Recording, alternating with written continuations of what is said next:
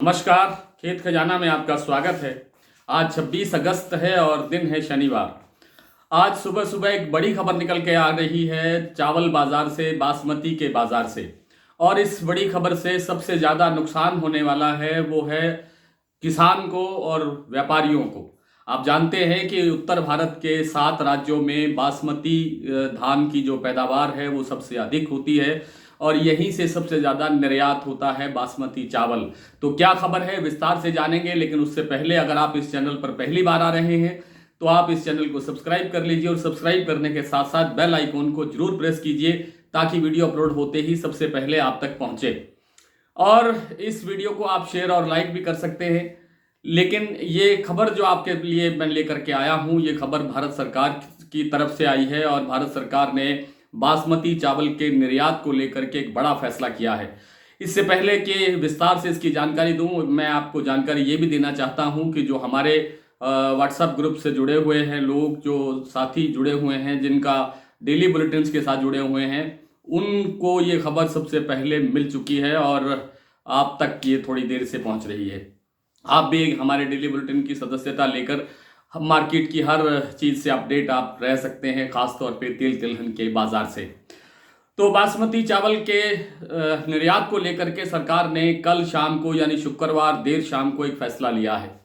इस फैसले में क्या कहा गया है? इस फैसले में कहा गया है कि बासमती का जो निर्यात है अब केवल वही व्यापारी निर्यात कर सकेंगे जिनके पास $1200 प्रति टन के भाव का ऑर्डर होगा। यानी विदेश की कोई भी एजेंसी, विदेश का कोई भी खरीदार जब तक $1200 प्रति टन के हिसाब से रेट नहीं देगा तब तक यहाँ का जो व्यापारी है वो चावल निर्यात नहीं कर सकेगा, उसको परमिशन नहीं मिलेगी।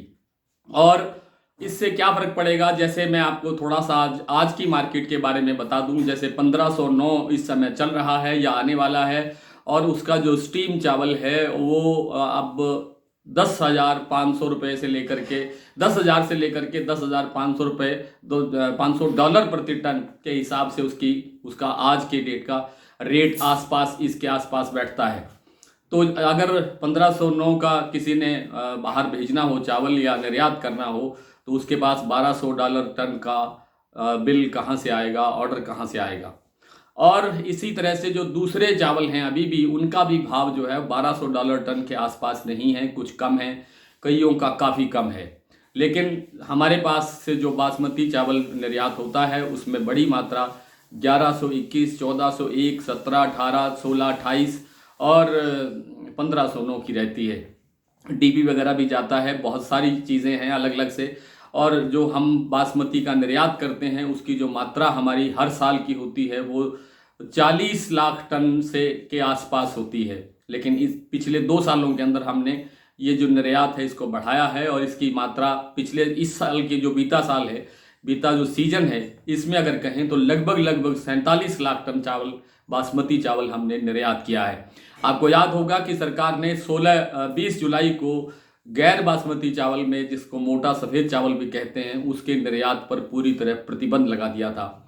शायद सरकार को ये महंगाई शब्द से कोई फोबिया हो गया है और इसलिए ही ये इस तरह के जो कदम हैं वो उठाए जा रहे हैं। इसका सबसे बड़ा नुकसान किसान को होगा सबसे पहले, क्योंकि जब तक व्यापारी के पास $1200 टन का ऑर्डर नहीं होगा तो वह किसान के पास जा कर के जो ऊंचे दाम के अंदर बासमती है वो क्यों खरीदेगा।